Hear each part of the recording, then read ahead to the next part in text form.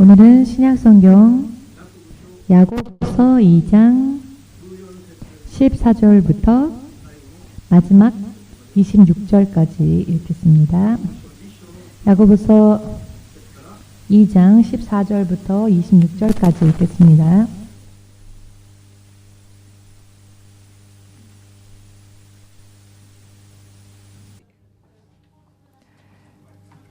아직 찾지 못하신 분들은 스크린을 통해 나오는 말씀을 함께 읽어주시기 바랍니다. 소리 내어 읽겠습니다. 네, 형제들아, 만일 사람이 믿음이 있노라 하고 행함이 없으면 무슨 이익이 있으리요? 그 믿음이 능히 자기를 구원하겠느냐? 만일 형제나 자매가 헐벗고 일용할 양식이 없는데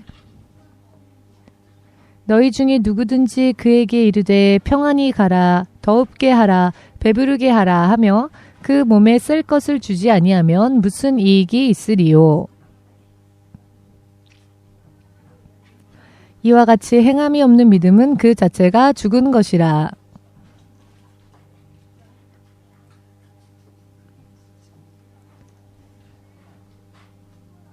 혹이 가로되 너는 믿음이 있고 나는 행함이 있으니 행함이 없는 내 믿음을 내게 보이라. 나는 행함으로 내 믿음을 내게 보이리라. 내가 하나님은 한 분이신 줄을 믿느냐? 잘하는도다. 귀신들도 믿고 떠느니라. 아, 허탄한 사람아, 행함이 없는 믿음이 헛것인 줄 알고자 하느냐? 우리 조상 아브라함이 그 아들 이삭을 제단에 드릴 때에 행함으로 의롭다 하심을 받은 것이 아니냐. 내가 보거니와 믿음이 그의 행함과 함께 일하고 행함으로 믿음이 온전케 되었느니라. 이에 경에 이른바 아브라함이 하나님을 믿으니 이것을 의로 여기셨다는 말씀이 응하였고 그는 하나님의 벗이라 칭함을 받았나니 이로 보건대 사람이 행함으로 의롭다 하심을 받고 믿음으로만 아니니라. 또 이와 같이 기생 라합이 사자를 접대하여 다른 길로 나가게 할 때에 행함으로 의롭다 하심을 받은 것이 아니냐. 영혼 없는 몸이 죽은 것 같이 행함이 없는 믿음은 죽은 것이니라.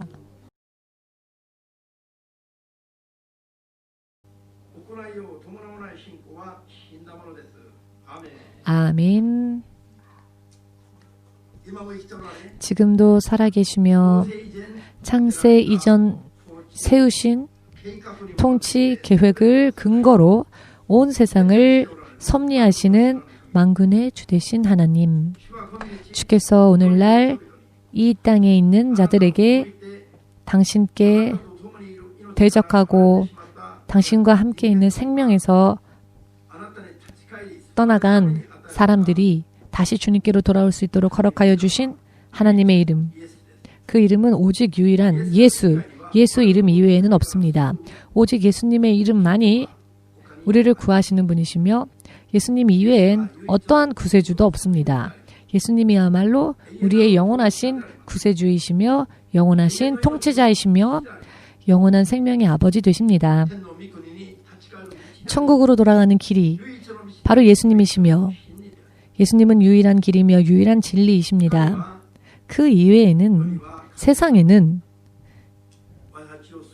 우리를 구원할 만한 영원한 생명으로 인도할 만한 능력을 가진 자가 없습니다. 오늘 예수 그리스도 이름을 부르고 하나님 앞에 믿음으로 가까이 나오는 사람 한 사람이 진실로 하나님의 약속 안에서 하나님 나라를 상속받을 수 있는 올바른 믿음 생활을 할 수 있게 하여 주시옵고 영원히 후회가 남지 않는 바른 믿음 생활을 할 수 있기 위해서는 어찌하면 좋을지 확실하게 종의 입술을 통하여서 말씀하여 주시옵소서. 모처럼 주 예수 이름을 영접한 주의 자녀들이 한 사람도 남김없이 하나님 나라로 인도받게 될 그 순간까지 믿음을 온전히 완성할 수 있도록 도와주시옵고 어떠한 일이 있다 할지라도 떨어지는 자가 절대로 한 명도 나오지 않도록 지켜주시옵소서. 이 세상은 하나님을 알 수 있는 지식이 없으므로 하나님 당신께서 전도라는 방식으로 주님을 이 세상에 드러내시는 그 전도로서 주님을 우리에게 알려주신 것처럼 오늘날 우리가 지금까지도 흑암 속에서 방황하는 많은 사람들을 하나님의 영광스러운 빛으로 그들을 비춰주고 진리의 말씀으로 그들을 비춰주고 바른 구원의 길로 그들을 인도할 수 있도록 한 사람 한 사람을 주의 성령의 능력으로 채워 주시옵소서. 주 예수의 이름으로 기도드리옵나이다. 아멘. 할렐루야.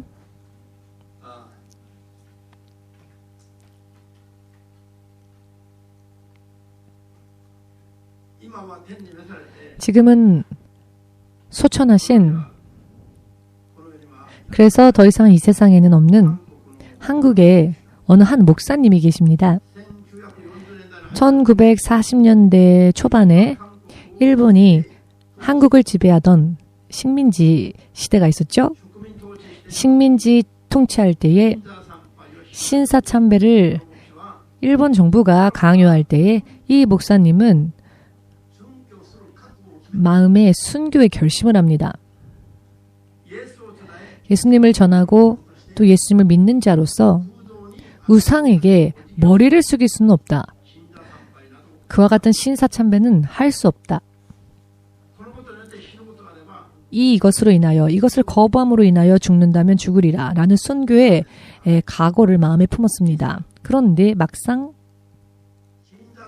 신사참배를 강요받는 그 일들이 점점 닥쳐올 때에 아직도 어린 아이들, 그 아이들의 얼굴이 떠올랐다는 겁니다.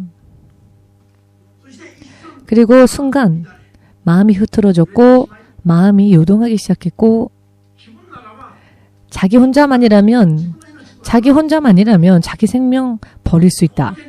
당연히 지금까지 그것을 가르쳐왔고 또 그와 같은 믿음을 자기는 가지고 있다. 자기 마음에 그와 같은 생각에는 거짓이 없었습니다. 정말로 주님을 사랑하고 있었고 주께서 살아계신다는 것을 알고 있었지만 막상 자신이 이 일로 인하여 순교를 하게 될 경우 저 아직도 어린 아이들, 아직도 어린 저 아이들은 어떻게 될까? 그 마음에 잡혀버리고 말았습니다. 그래서 그 순간 마음이 순간 두려워지기 시작하였고 자기 생명이라면 얼마든지 버릴 수 있는데 내가 죽었을 때 막상 남겨지는 아이들은 어떻게 될까? 누가 저 아이들을 돌보고 누가 저 아이들을 키워줄까? 돌연 이것을 생각할 때에 그는 순간 하나님을 향했던 그 믿음을 굽히고 말았고 마음은 하나님을 향하고 있었습니다. 하나님을 사랑하고 있었고 여전히 하나님을 부인하지 않았습니다. 그리고 순교라도 할 수 있노라. 그와 같은 각오를, 그 각오가 거짓이 아님을 하나님도 알고 계신다고. 자기가 하나님을 배신하거나 하나님을 부인하려고 하는 마음이 아니라는 것을, 그것은 진실이라고. 그런데 강요받는 대로 신사에서 참배하는 것, 이 일에 그만 타협을 하고 만 것이죠. 결국 이 목사님은 신사참배를 하고 맙니다. 그리고 나서 15년 정도가 지나갔을 때 그는 공공연한 장소에서 그 일에 대한 회개를 합니다. 나는 이런 일로 하나님을 배신하였고 신사 참배하고 말았다.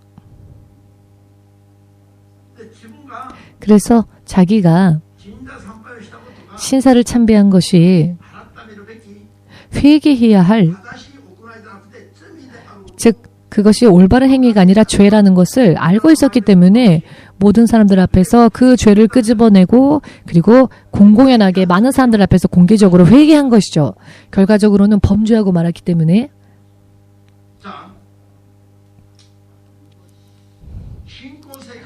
믿음 생활은 자칫 잘못하면은 영원한 생명을 잃을 수도 있습니다. 그러나 바르게 한다면 100년이 아니라 영원한 생명을 얻을 수 있습니다. 그렇기 때문에 다른 것은 실패해도 좋을 수 있지만은 괜찮지만은 믿음 생활만큼은 절대로 실패라고 하는 것을 인정해서는 용납해서는 안 됩니다. 허용해서도 안 되고요. 아멘 되십니까? 성경은 극단적인 단어를 사용하시는데요. 순교라고 하는 것은 무엇입니까? 목숨까지 드리더라도 주님을 따라가는 길을 굽히지 않겠노라 라고 하는 뜻이지요. 여러분들이 세상에서 여러 많은 일들을 종사하고 있지 않습니까? 그런데 여러분들의 생명까지 요구하는 직업, 그와 같은 투자는 없을 겁니다.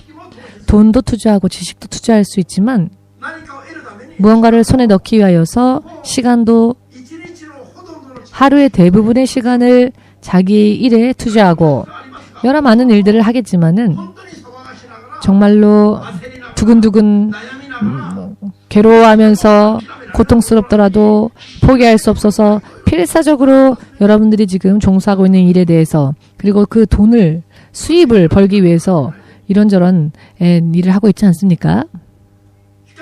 그런데 생명을 이것 때문에 생명을 버려라, 생명을 걸어라 이렇게 생명까지 요구하는 직업은 없습니다. 세상에.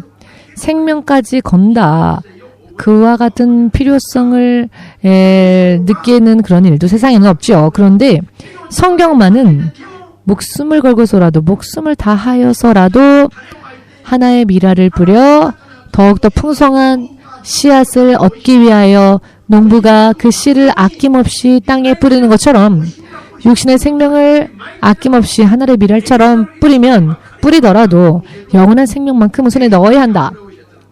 성경만이 그것을 가르치십니다. 그만큼 이 생명이 중요하다는 것입니다. 왜냐하면은 대신할 수가 없는 생명은 그 어느 무엇과도 대신할 수가 없으며 그 어떤 무엇과도 대체할 수 있는 게 아니기 때문입니다. 내가 죽으니까 내가 죽는 만큼 내 인생까지도 내 목까지도 살아달라라고 하는 이런 이야기들은 시인들이 허무한 것만을 이야기하는 그런 사람들의 이야기지요. 여러분들을 위하여 살아주는 사람이 있습니까? 내가 죽으니 내 목까지 장수해라, 오래 살아라 라고 할 수가 그게 가능합니까? 아무리 자녀가 어버이를 사랑해도 어버이가 자녀를 사랑해도 할 수 없는 이야기입니다. 이것은 성경이 극단적인 것입니까? 성경이 너무 심한 것입니까? 사람들의 마음에 상처를 내고 생채기를 내는 그런 너무 심한 이야기인가? 그렇지 않지요. 실제로 있는 이야기입니다.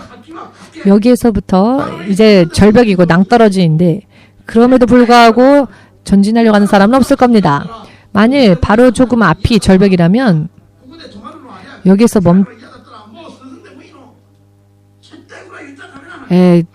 절벽인데 당신이 만일 멈추고 싶지 않다면 가도 좋습니다 라고 말해서는 안 되죠. 절벽이니까 안 되는 건 안 된다라고 말해야죠. 때려서라도 생명으로 끌어내야죠. 그것이 사랑이 아니겠습니까? 나가세상에게 물어보겠습니다. 지금 부인이 낭떠러지 앞에 서 있다 합시다. 자칫 잘못하면 한 발자국만 잘못 움직이면 영원히 떨어집니다. 그렇다면 도먹고 빨리 이쪽으로 와라, 빨리 와라, 위험하다라고 해도 만일 부인이 휘청휘청하면서 오히려 낭떠러지 쪽으로 가려고 한다면 무언가를 가지고서라도 부인을 제압해서라도 부인을 힘을 써서라도 끌고 내려오지 않겠습니까? 그냥 그렇게 하면 불쌍하니까 내버려 두겠습니까? 고개를 끄덕이셨는데 어느 쪽에 고개를 끄덕이신 것인지요? 절대로 그것을 용납할 수 없죠? 토먹고 너만큼은 나는 절대로 포기할 수 없다. 절대로 포기할 수 없기 때문에 낭떠러지에서 떨어질 것 같은 부인을 꽉 끌어안고 그렇게 힘을 사용해서라도 안전한 쪽으로 데려오겠지요. 유지상은 어떻습니까? 옆에서 웃고 있는데 참 지겨웠는데 잘됐다. 포기하자.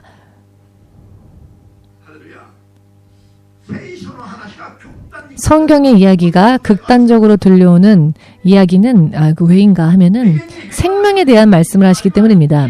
영원히 생명의 나라로 갈 것인가, 영원히 지옥의 세계로 갈 것인가, 이런 중요한 생명에 대하여서 다루시는 말씀이기 때문에 안 되는 건 안 되는 겁니다. 그렇기 때문에 성경은 중간 단계가 없습니다. 그렇기 때문에 극단적입니다.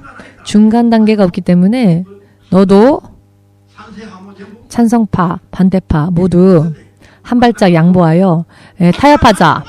이것이 없는 게 성경입니다. 성경은 그와 같은 것이 없습니다.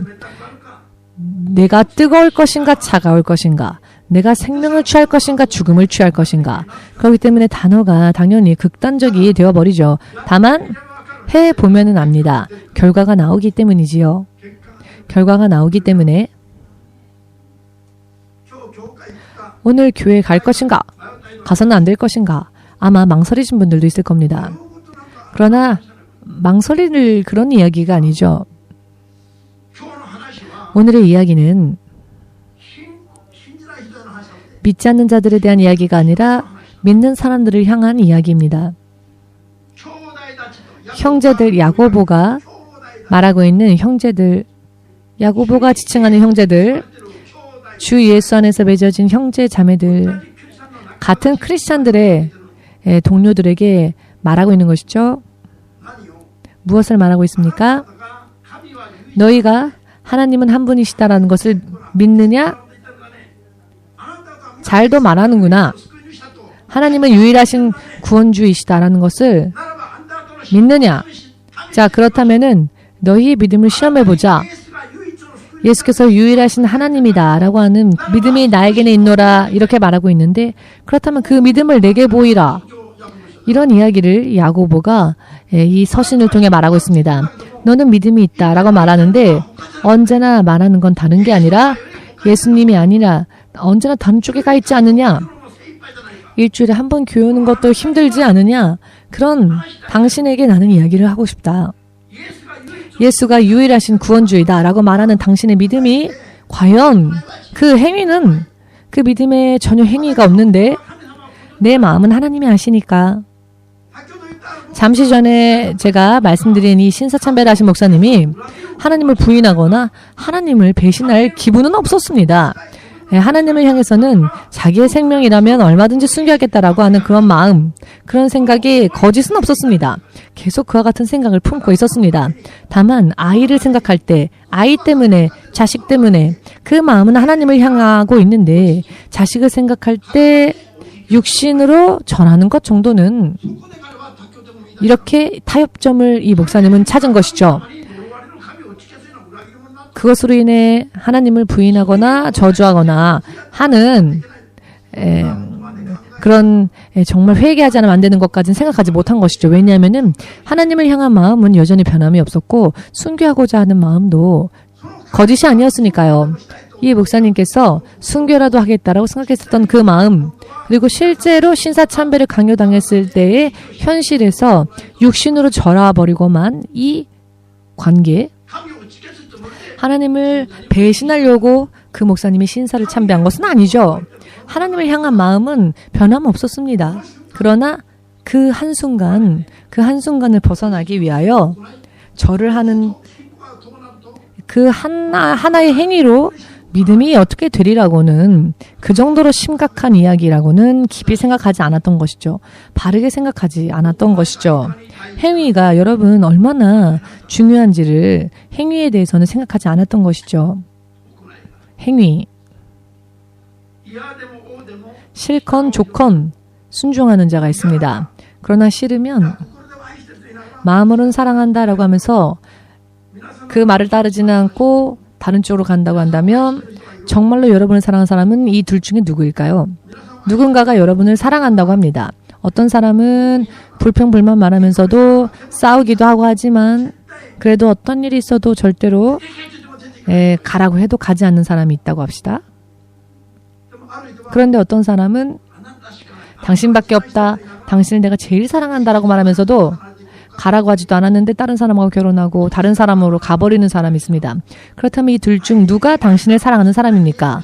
매일매일 싸우더라도 꼭 붙어있는 사람, 결코 나가지 않는 사람과 싸움도 하지 않고 나는 당신이 제일 좋아라고 말하지만 결과적으로는 다른 사람과 함께 사는 사람, 둘 중에 누가 당신을 정말로 사랑하는, 진짜 사랑하는 사람입니까? 그렇게 어려운 이야기인가요, 여러분? 너무 어렵습니까? 굉장히 깊이 여러분 음미하시네요. 이 이야기를 들으시고. 자, 유혹가 자매한테 물어보겠습니다. 나는 너밖에 없어. 나는 유혹가 자매밖에 없어. 라고 말하면서도 유혹가 자매를 떠나서 다른 여자와 결혼하는 남자가 있다고 합시다. 그렇다면 자, 예를 들어서 유혹가상이 남자친구가 둘 있다고 합시다. 한 명은 매일 당신과 싸웁니다. 그래서 막 싫고 차라리 헤어지자라고 해도 죽어도 안 헤어지겠다. 나는 죽어도 너랑 같이 있겠다라고 한다면 이 둘 중에 누가 당신을 사랑하는 사람일까요? 양쪽 다라고요? 한 명은 포기해야죠. 그렇죠. 후자입니다. 싸움이 있거나 붙거나 하여도 생활 현장에서 결코 나를 떠나지 않고 생활 속에서 항상 나와 함께 있는 사람이 정말 나를 사랑하는 사람이지요. 실제로 행위로서 그 마음을 표현하는 사람이 진짜인 거죠. 말로는 나는 너를 제일 좋아해. 마음은 내가 너를 항상 사랑해라고 하면서 만일 그 육신은 다른 사람에게 가버린다면 그 사랑은 거짓인 거죠. 이렇게 이야기를 하여도 만일 모른다면 어떻게 해야 할까요? 이렇게 말씀드려도 모른다면 하나님을 향한 믿음도 이와 마찬가지입니다. 주여 주여 입술로는 주님의 이름을 부르면서도 무슨 일만 터지면 하나님께 붙는 것이 아니라 하나님과 결합하는 게 아니라 무슨 일만 터지면 그 일이 터진 곳으로 금방 달려가는 사람.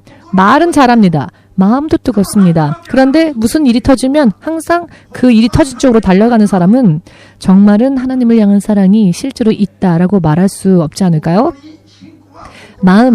믿음은 마음 안에 있죠.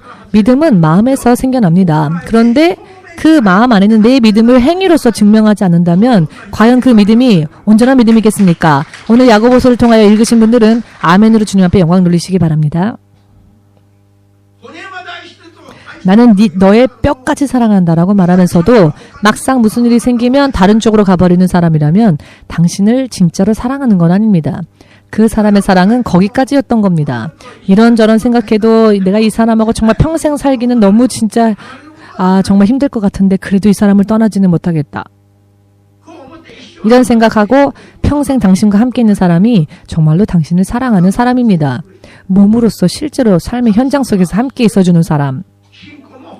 그런데 믿음도 진짜 믿음이 그와 같은 믿음이라는 겁니다. 사실 이것은 어려운 이야기가 아닙니다. 기본입니다. 기본. 아멘 되십니까? 예를 들어서 소니라고 하는 회사에 입사한 사람이 있다 합시다.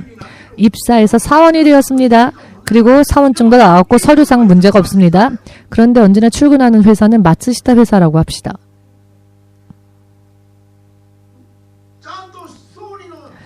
소니라고 하는 회사의 사원이 되었는데 채용되었는데 몇 년 몇 월 며칠에 채용되었다라는 기록도 있고 다 증명서가 있습니다. 그런데 출근을 할 때는 마츠시다라고 하는 다른 회사로 출근해서는 우왕좌왕한다 합시다. 이런 사람을 보고 어리석은 사람이다라고 하지요. 그 행위가 용납되어질 것이다라고 생각하는 것 자체가 그렇게 행하여도 괜찮다라고 생각하는 그 생각 자체가 이상한 생각 아니겠습니까?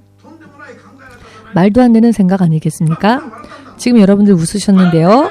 웃으면서도 왜 여러분들은 매일매일 그런 사람과 똑같은 일을 한다라는 말을 듣는다면 여러분들은 어떻게 하시렵니까? 나는 여러분 목사님한테 혼난다라고 슬퍼하지 마십시오. 그런 이야기가 아닙니다. 이런 것들을 생각하면 사람이 자기의 믿음의 상태가 어떠한지를 볼 수 있다는 이야기를 하는 겁니다. 과연 내가 하나님을 사랑하는가? 정말로 하나님을 믿고 있는가? 자기를 돌아볼 때 그게 보입니다. 왜 예수를 믿는데 인생의 여러 많은 문제들이 계속 해결되어지지 않는 걸까요? 예수께서 인정하시는 진정한 믿음으로 완성되어지지 못한 채 아직도 부족하고 결여되고 여러분 믿음은요 완성되어져야 합니다. 온전해져야 합니다. 임신했다면 출산해야죠. 임신은 100번 했는데 태어난 아기가 한 명도 없다라고 한다면 어떻게 하시겠습니까? 임신한 적이 없어요 하고 도망간다면 어쩔 수 없겠지만은 자 김우라상에게 물어보겠습니다. 임신한 적 없으니까 모르시겠죠? 자, 그렇게 말씀하신다면 어떻게 변명할 수도 없습니다만 임신을 100번 했습니다. 그러나 태어난 아이가 한 명도 없다 합시다. 이것이 과연 정상이겠습니까? 문제가 있지요. 문제가 도중에 터진 겁니다. 그러니 아이가 무사히 출산할 때까지 무언가 손을 써야죠. 자, 나가 세상에게 물어보겠습니다.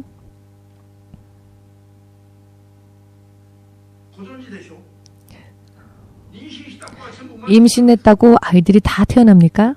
임신된 아이들은 다 출산되어집니까? 별로 그렇게 깊이 생각하지 않으셔도 됩니다.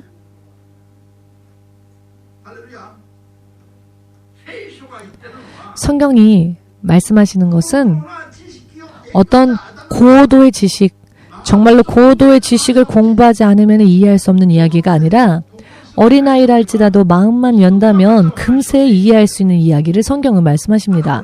다만 이것을 믿느냐 혹은 믿지 않느냐 그런 이야기인 것이죠. 믿느냐 믿지 않느냐, 믿고 하나님과 함께 하나님의 자녀로서 살 것이냐 혹은 그저 인간의 레벨로 한번 태어난 그 상태로서만 살 것이냐. 아멘 되십니까? 한번 태어나면 죽는 것은 정한 이치이지요. 그런데 사후에는 심판이 있다 하셨습니다. 이것을 인정하고 심판의 때에 심판받지 아니하고 하나님 나라로 옮겨지는 믿음으로 살 것이냐, 혹은 한번 태어나면 한번 죽는 것은 정한 이치이지만 사후의 세계는 보이지도 않는데 그냥 내버려 두자. 보이지도 않는 그 일을 지금 걱정할 게 아니다. 당장 눈앞에 닥쳐있는 이 문제들이 더 힘들다 라고 생각하여서 당장 눈앞에 있는 것들만 보고 살 것이냐, 믿느냐 믿지 않느냐, 이것이 결정되어지면 사실 나머지 이야기들은 다 상식적인 이야기입니다. 어려운 이야기이며 이해되어지지 않는 이야기가 아닙니다. 인정하면은 금세 눈에 들어오는 이야기이기도 합니다. 성경의 말씀은요, 우리의 삶의 방식에 대해서 설명하는 그 기록이 성경이니까요. 예를 들어 박사까지 공부하지 않으면 이해할 수 없는 그런 어떤 고도의 지식 수준을 요구하는 그와 같은 말씀이 아니라 우리 교회에서 가장 목사님의 이야기를 한 번 들으면 잊어버리지 않는 사람이 손자입니다. 우리 손자. 초등학교 때부터 한 번 들으면 다시 또 이야기하면 저번에도 그 말씀했습니다 라고 말합니다. 이미 알고 있는데 왜 또 두 번, 세 번 이야기합니까? 라고 오히려 목사님한테 그런 이야기를 합니다. 왜 어른들한테 똑같은 이야기를 두 번, 세 번 거듭 되풀이 이야기하느냐. 한 번 얘기했으면 됐는데, 한 번 이야기할 때 다 이해됐는데 라고 말합니다. 그렇지만 한 번 듣는다고 다 행동으로 옮깁니까? 손자한테 저는 이야기를 들었어요. 한 번 한 얘기를 왜 자꾸 두 번 하고 세 번 하고 하느냐고. 그런데 한 번 들었는데 그 이야기를 들은 대로 행동하느냐. 우리 교회는 초등학생도 말씀을 들어도 됩니다. 중학생도 말씀 듣고 있지요. 히카리 그리고 아이, 이 아이들은 확실하게 말씀드리면은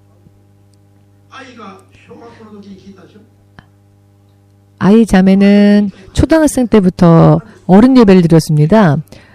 그런데 얼마나 빨리 이해하는지 말씀을 듣는 대로 받아들입니다.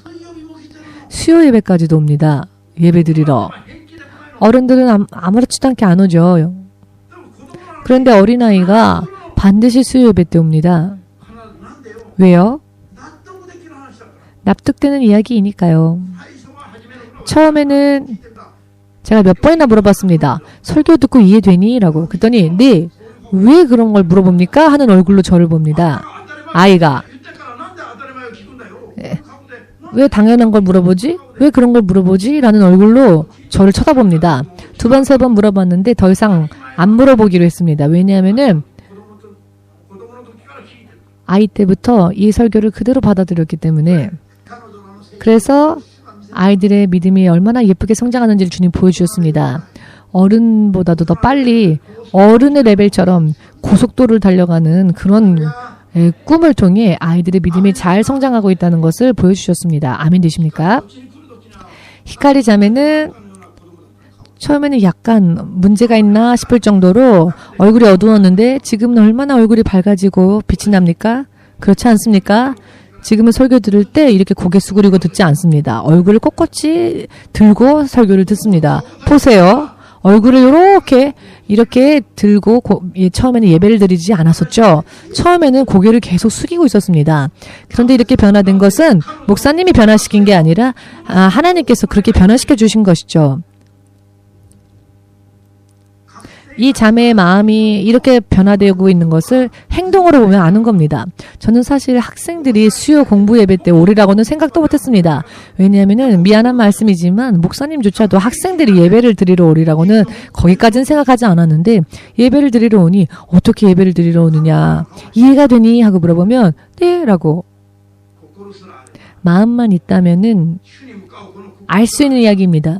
주님을 향한 마음만 있다면 어른보다도 더 빨리 달릴 수 있습니다. 믿고자 하시는 분들만 주님께 영광 돌리시고 예수님과 나와의 관계가 정말로 자를래야 자를 수 없는 깊은 관계가 되시기를 주 예수 이름으로 축복합니다.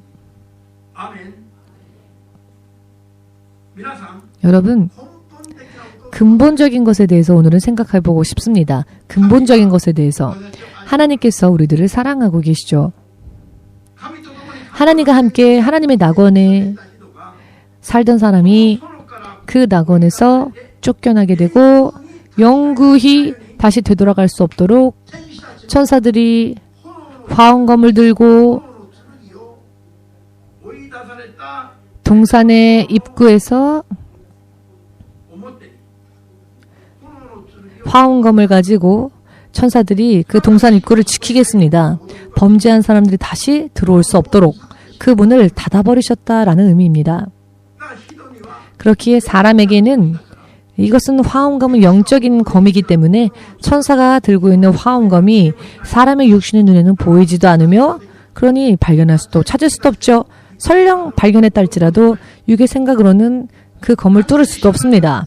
완전히 차단되진 것입니다. 하나님께로 돌아가는 길이.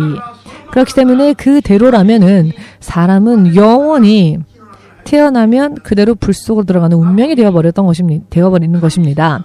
그런데 하나님께서 이 사람을 사랑하셔서 하나님의 사랑이 얼마나 긍휼이 풍성하셨는지 우리의 이 죄인들을 두고 보시지 못하시고 우리를 가엾이 여기셨고 불쌍히 여기셨죠.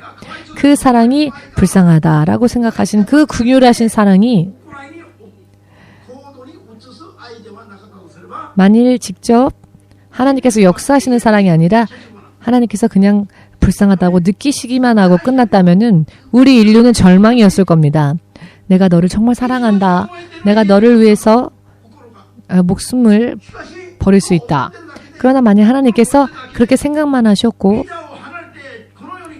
진실로 하늘의 보좌를 떠나 이 땅에 내려오셔서 십자가에 못 박히시고 다시 부활하시는 실제로 이와 같은 역사를 해주지 않으셨다면 하나님의 사랑이 아무리 뜨겁다 할지라도 우리 사람하고는 관계가 없었을 것입니다. 아멘 되십니까? 왜냐하면 하나님의 사랑이 뜨겁게 타오르는지 우리의 눈에는 보이지 않으니까요. 그런데 실제로 하나님은 하나님의 그 사랑을 증명하셨고 실제로 이 땅에 오셔서 하나님께서는 모든 약속을 다 지켜주셨고 십자가에 못 박히셨을 때에도 내가 목이 마르다 다 이루었노라 라고 실제로는 너무나도 고통스러운 말을 할 수 있는 기력조차 없는 상황임에도 불구하고 성경이 미리 예언하신 대로 예수께서 다 이루셨던 것은 성경을 이루게 하심이다 라고 말씀은 전하고 있습니다.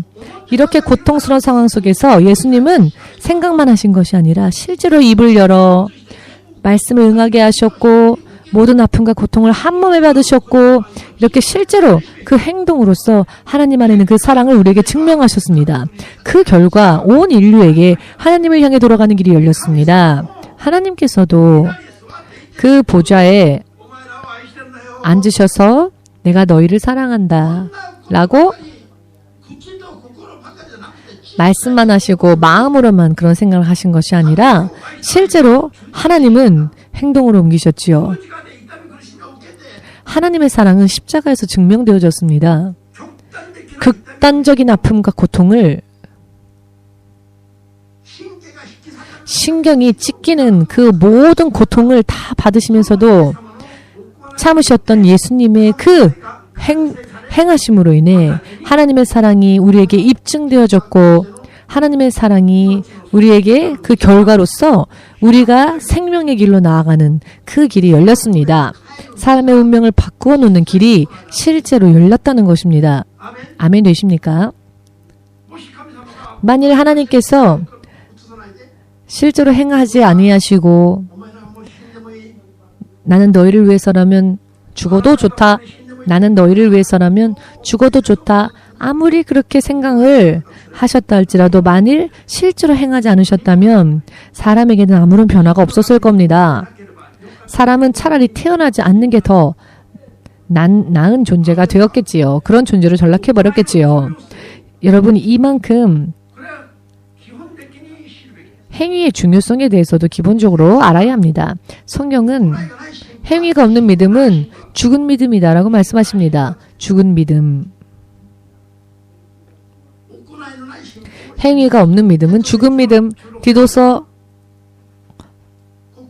1장 16절에는 마음으로 생각한 것을 입으로 시인하고 입으로 시인한 것을 그러나 그 행위가 입으로 시인하는 행위가 없었다면 마음만이라면은 가증히 하나님께서 여기신다는 여러분 만약 여러분들이 하나님 이렇게 하나님을 부르는데 하나님께서 만일 여러분들을 가증하다라고 말씀하신다면 어떻게 하실 겁니까? 전혀 하나님께서 우리를 인정하지 않으시고 가증스럽다라고 만일 우리의 모습이 가증스러운 모습으로 주님 앞에 비춰지게 된다면 우리가 부르는 그 하나님의 이름이 우리에게 있어서 절망이 되지 않겠습니까? 성경은 어쩌다가 말씀에서 잠깐 나와 있는 그런 이야기가 아니라 성경은 성경 전체를 통하여서 행위의 중요성에 대해서도 말씀하십니다. 여러분, 요한계시록 3장 1절 이하의 말씀을 간단하게 요약하면은 사대 교회는 그리스도의 교회 아닙니까? 그런데 사대 교회를 향하여 주께서 말씀하시기를 나는 너의 행위를 잘 안다 라고 하십니다. 주께서 보고 계시니 잘 아시죠? 너는 산자라는 이름만 가졌을 뿐이지 실제로는 너는 죽은 자다 라고 하십니다. 교회를 향하여서 주님께서 너가 예수를 믿는다고 말하고 너는 교회다라고 말하지만 그러나 그것은 이름뿐이다. 하나님께서 보실 때는 너는 죽은 자다라는 것입니다. 하나님께서 그렇게 판단하신 기준은 무엇이었습니까? 너의 행위가 온전하지 않았다라는 겁니다. 내 행위를 안 오니 내가 살았다는 이름은 가졌으나 죽은 자로다. 너는 일깨워 흰 옷을 입으라. 나와 함께 다니라. 그리하지 않는 자는 생명책에서 그 이름이 흐려질 수 있다. 5절을 보시면 경고하시죠? 흰 옷을 입고 하나님과 함께 동행하는 그 믿음은 무엇입니까? 요한계시록 19장 8절을 보시면은 흰 옷이란 하나님을 믿고 따르는 성도들의 거룩한 행위를 흰 옷이라고 표현하고 계십니다.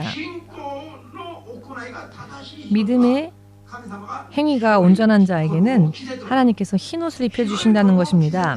하나님께서 흰 옷을 입혀주신 자, 그 자들과 함께 이 세마포는 성도들의 옳은 행실이로다 라고 말씀하시죠. 그들과 함께 하신다는 겁니다. 또한 그들의 이름이 생명책에 기록되어진다라는 것입니다. 세마포, 옷을 더럽히는 자, 즉 그 행위가 더러워진 자는 그 생명책에 있는 이름이 흐려진다. 일본어 성경에는 지워진다라고 번역되어 있는데요. 한국 성경에는 흐려진다라고 되어 있습니다. 그런데 그 약속되어진 구원의 약속이 그 행위가 바르지 못하고 그 행위가 불법일 때에 그 구원이 흐려진다는 것을 믿으시기를. 그러니 울면서라도 내 믿음을 실제 생활 속에서 드러낼 때에 그것이 내 믿음의 증명이 되는 길입니다. 모든 것이 다 자연스럽게 믿어지고 자연스럽게 순종할 수 있는 사람은 거의 없습니다. 육의 생각으로 들으면 반감도 느끼고 반발을 하고 싶어지고 극단적으로 대립하게 되는 그런 말씀들도 있습니다. 왜냐하면은 하나님의 말씀은 영이시기에 우리가 내 영성을 세우지 않고 깨우지 않고 육의 감각만으로 들으면 갈등이 일어나고 대립이 일어납니다. 그러나 이것을 성령의 능력으로 육의 생각을 부수고 성령의 도우심 속에서 하나님의 말씀을 받으면 당연히 아멘이 되어지고 순종하게 되어집니다. 그러나 육의 생각만으로 들으면, 육의 상식만으로 들으면, 성령의 도우심이 없이 들으면 반발심이 일어납니다.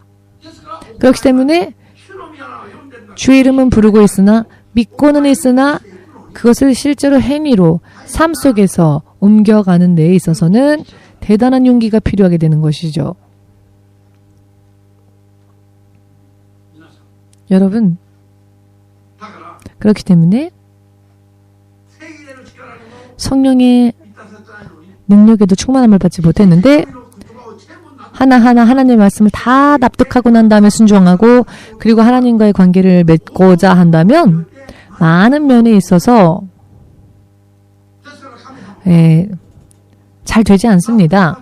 그렇기 때문에 납득이 되고 믿어지고 이해가 되어지고 당연하게 생각되어져서 기뻐서 따르는 것은 순종이라 하지만은 순종이 안 될 때에는 억지로라도 복종한다면 하나님은 그것도 받으십니다. 무리하게라도 복종이라도 하면 받으십니다. 그런데 순종도 안 할 뿐더러 복종도 안 하는 아무런 믿음의 행위가 없는 믿음은 죽은 믿음이라는 것입니다.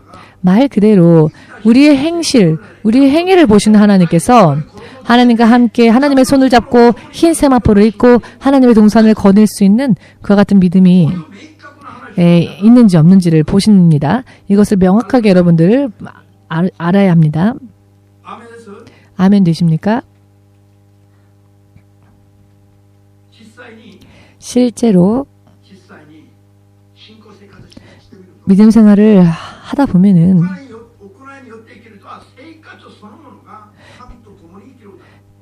행위로 옮기는 자들을 보면 삶 자체가 하나님과 하나가 되어 있죠. 예를 들어서 지금 코로나 이 사태를, 이 시대를 속에 있으면서도 우리는 유유자적히 커피를 마시면서 이렇게 영적으로는 하나님께 상 받고 메달을 받고 그런데 많은 교회가 이 코로나를 만났을 때 많은 교회가 또 문을 닫고 하고 있습니다. 어찌 동일하신 예수님의 이름을 부르고 예수님을 향한 믿음을 소망하고 있음에도 불구하고 코로나라는 환란을 통과할 때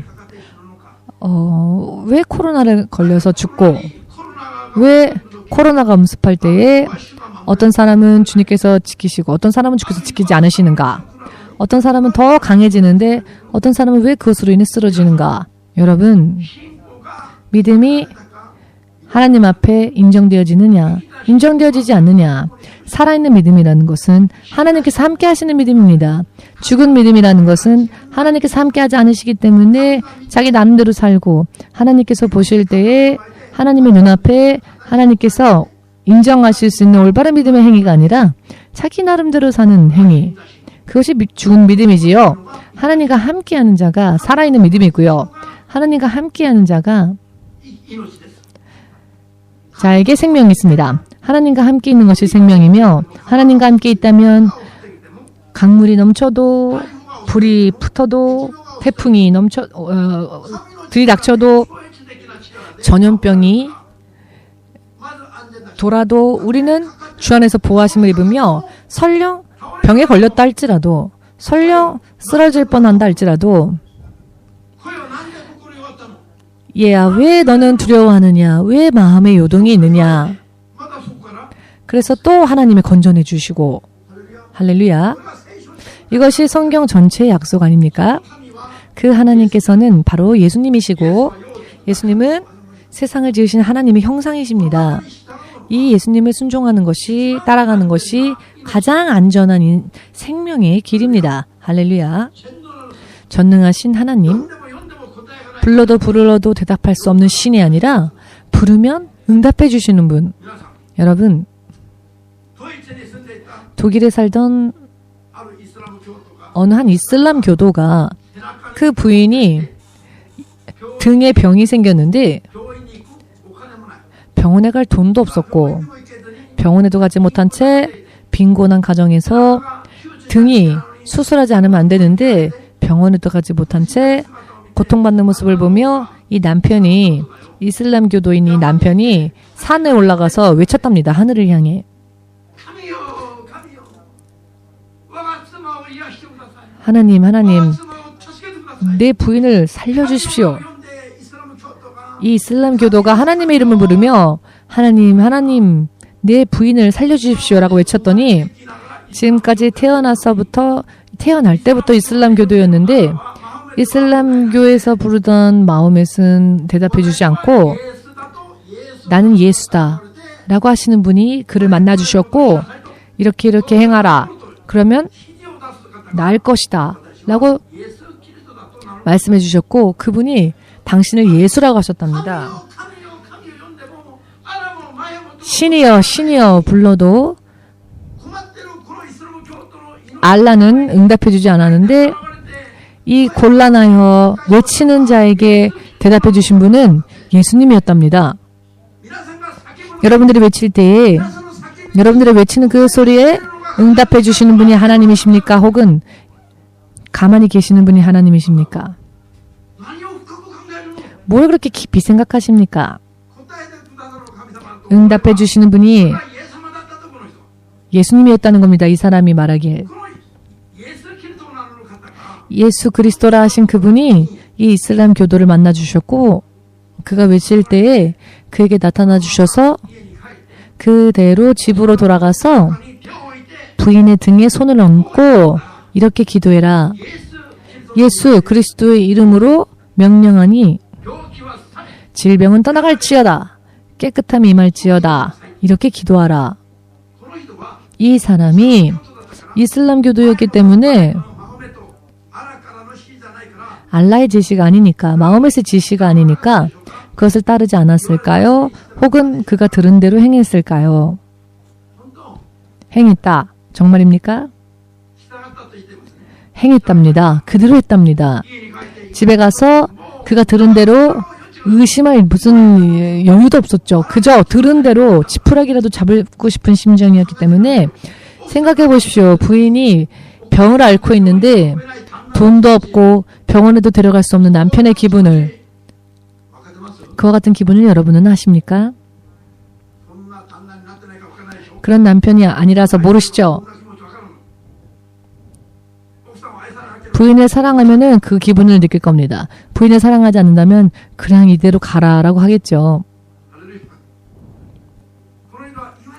이 사람이 자기가 들은 대로 들려온 대로 전혀 의심하지 않고 의심할 그럴 입장이 아니죠. 속히 집으로 돌아가서 등에 손을 얹고 예수 그리스도 이름으로 명령하니 질병은 떠나갈지어다. 깨끗함을 받을지어다. 라고 기도했더니 부인이 그 후에 반응을 보이는데 어떻게 반응을 하냐면은 통증이 없어졌다. 당신이 예수 그리스도의 이름으로 기도할 때에 불덩어리 같은 것이 등을 통과했다. 그 순간 통증이 없어졌고 지금 아무렇지도 않다. 라고 부인이 일어났답니다. 할렐루야. 여러분들의 소망, 여러분들의 소원, 곤란한 그와 같은 사람들의 외치는 소리에 응답하실 수 있는 유일하신 하나님, 바로 그분이 예수님이십니다. 그 이름이 예수이십니다. 믿지 않는 자는 관계없겠죠. 그러나 믿는 자는 이와 같은 레벨의 능력을 체험하면서 간증을 반드시 할 수 있습니다. 간증하는 수 있는 자가 바로 예수님을 따라가는 자들입니다. 그와 같은 자들이 진짜 예수님을 따라가는 자들이라는 것을 믿으시기를.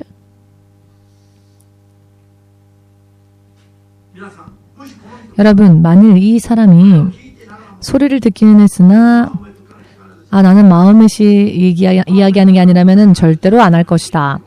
마음에서 말이 들려오지 않는 한 절대로 안 할 것이다 라고 만일 예수께서 말씀하신 대로 행동하지 않았다면 그럼에도 불구하고 이 남자의 부인이 나았을까요? 이 사람이 예수님을 향한 믿음이 원래 있었던 사람이 아닙니다. 음성이 들려왔을 때 그 순간 의심하지 않고 그 들은 대로 행동한 겁니다. 생각만 한 게 아니라 들은 대로 행동한 겁니다. 그랬더니 결과가 나왔다는 겁니다. 간증할 수 있게 되었다는 겁니다. 믿음 생활을 하는데 간증할 수 있는 결과가 만일 없다면 그 믿음이 아직 믿지 않는 자와 같은 레벨 혹은 어딘가가 잘못되어 있기 때문에 예수님의 능력과 우리의 믿음이 하나가 되면 스파크가 일어납니다. 그것을 우리는 뒤따르는 표적이라고 합니다. 세상 사람들은 기적이라고 하지요. 왜냐하면 세상 안에는 없는 레벨의 능력으로 그 일들이 일어나기 때문이지요. 믿으십니까? 이것을 가끔 경험한다면 우연이라 할 수 있겠죠. 그러나 언제나 1년이 지나고 10년이 지나고 30년이 지나도 변함없이 항상 이와 같은 표적이 뒤따른다면 그것은 부정할 수 없는 이것이야말로 또 하나의 영원히 계속되어지는 현실인 것입니다. 왜냐하면 그 힘은 하나님으로부터 오기 때문입니다. 이 세상에 제한되어지는 힘이 아니라 세상을 초월하는 힘이기 때문입니다. 여러분들이 예수님께서 그리스도라고 믿는 그 믿음이 사람으로서 이 세상의 어떤 국적을 포기하고 예수님을 신랑으로 맞이하여 호적을 옮기는 것, 적을 옮기는 것,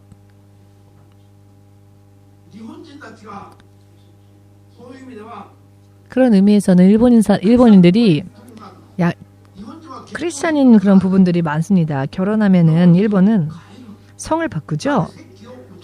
호적을 옮긴다라는 의미가 됩니다. 한국인들은 결혼해도 호적을 옮기지 않습니다. 호적은 옮기지만 성은 그대로 바꾸지 않습니다. 언제든지 도망가려고 그러는 것일까요?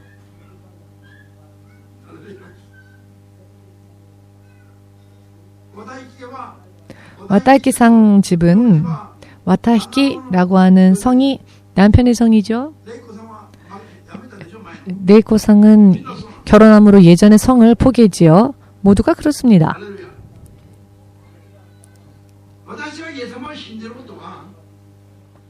우리가 예수님을 믿는 것이 우리의 호적을, 본적을 천국으로 옮기는 것, 우리의 시민권을 천국으로 옮기는 것, 천국의 시민권을 얻는 것. 그렇기 때문에 생활의 환경이 어떻게 레벨이 바뀝니까? 내가 시민권을 가진 나라의 레벨로 생활 전체가 바뀌는 겁니다. 아멘 되십니까? 그렇게 하면 생활의 레벨이 바뀐다는 것은 권위도 능력도 바뀌게 된다는 것을 뜻합니다. 이것을 실제로 생활 속에서 즐기게 되고 누리게 됩니다. 사는 현실이, 사는 생활이, 사는 삶이 그렇게 변하기 때문에 행동도 당연히 변화가 오는 겁니다. 모두가 실제로 그렇게 변화되어야 하는데 기분, 감정, 마음만일 뿐이지 생각만 할 뿐이지 말로만 그렇게 이야기할 뿐이지 실제로 생활 속에서는 그와 같은 삶을 살아내지 않는다면 마태복음 23장에서 경고하시는 것처럼 말은 달변하나 그 말한 대로는 절대로 실천하지 않는, 행동으로 옮기지 않는 모양뿐인 믿음, 예수님께서 질책하신 믿음이 되어버립니다. 저들이 말하는 것은 옳은 말이지만 그 행위는 따르지 말라, 본받지 말라 했습니다. 왜냐하면 행위는 전혀 되어 있지 않기 때문에 말만 할 뿐이니까. 크리스찬이라는 존재는 명실상부 이름만이 아니라 명실상부 생활의 레벨이 하나님의 자녀의 레벨로 올라가는 것, 그리고 그 결과를 다른 이들에게도 전하고 간증하는 것, 그것이야말로 하나님께서 인정하시는 진짜 믿음, 진짜 크리스찬인 것입니다. 믿으시기를. 2021년은 하나님께서 주님은 우리의 목자, 그러므로 나에게는 부족함이 없으리로다, 없다, 이런 축복을 허락하셨습니다. 약속하셨습니다. 그렇다면 목자가 풀피리를 부르며 인도하는 초장으로 양의 무리들은 실제로 따라가는 그 같은 행위를 취해야지요. 풀피리가 들려와도 춤추지 않고 반응하지 않고 따르지 않고 듣기는 들으나 내가 가고자 하는 곳으로 갈 뿐이고 우왕좌왕하고 이런 모습이라면 아무것도 부족함이 없다라고 하는 그와 같은 축복의 고백은 할 수 없는 겁니다. 아멘 되십니까? 목자가 어디로 인도하시건 양의 무리들은 묵묵히 믿음으로 목자의 목소리를 신뢰하고 따라가면 그 양의 무리를 위해 초장을 준비해 주는 분은 목자입니다. 이런 믿음이 되면 어떠한 말씀을 명하시건 말씀대로 따라가는 믿음이 되면 어떠한 곳이건 주님을 따라가는 믿음이 되면 주님이 여러분들의 인생을 채워주십니다. 영육간에. 이와 같은 시편 23편의 축복을 우리에게 올해 약속해 주셨습니다. 그리고 이와 같은 믿음이 되어서 이와 같은 축복을 받으면은 자기만 즐기는 게 아니라 자기만 누리는 게 아니라 우리의 잔이 하나님을 인하여 넘친다는 겁니다. 내 잔이 넘친다는 겁니다. 충만해진 것만이 아니라 충만해져서 넘친다는 겁니다. 넘치는 것으로서 사람들에게도 전해주고 다른 많은 사람들을 전도하고 다른 많은 사람들도 구원으로 인도하는 이것이 바로 2021년 우리 교회 연합에 향하여 주께서 생명의 축복으로 주신 말씀이며 명령입니다. 실제로 이와 같은 약속을 축복을 내 삶 가운데 받고자 원하신다면 먼저 가장 중요한 것은 하나님을 청종하는 믿음이라는 것입니다. 하나님을 청종하는 믿음의 생활을 실제로 삶 속에서 하나님을 청종하는 믿음의 삶을 살아냈을 때 충만하여 넘치는 결여된 부족한 부분이 없는 그러한 삶이 되며 그러니 숨길 게 없으니 많은 사람들에게도 이것을 드러내고 증거하여 더 많은 사람들을 구원으로 인도하는 이와 같은 2021년 바로 이것이 우리를 향하신 하나님의 계획, 이것에 딱 맞는 믿음을 가지기 위해서는 먼저 이해되어지지 않으면은 납득되어지지 않으면은 움직이지 않는 그런 믿음은 필요가 없는 겁니다. 그러려면 믿음이 필요 없죠. 거의 대부분은 이해가 안 됩니다. 그러나 믿음으로 신뢰하여 순종하면 그 결과는 하나님께서 책임져 주시고 결과가 있을 때 간증이 늘어나며 베드로가 예수님의 말씀을 듣고 많은 사람들이 이 말씀을 듣기 어렵다 하여 떠나갈 때 예수님은 제자들을 향해 너희도 나를 떠나려느냐? 라고 물어보십니다. 요한복음 6장 63절이지요. 그랬더니 베드로가 이렇게 대답을 합니다. 생명의 말씀이 주께 있사온데 우리가 뉘게로 가겠습니까? 우리는 믿고 알게 되었습니다. 믿고 알게 되었다. 알았기 때문에 믿은 게 아니라 믿었더니 알게 되었다는 겁니다. 먼저 믿었더니 그게 정말이라는 것을 알게 되었다는 겁니다. 믿음이 먼저입니다. 납득하는 게 먼저가 아니라. 할렐루야.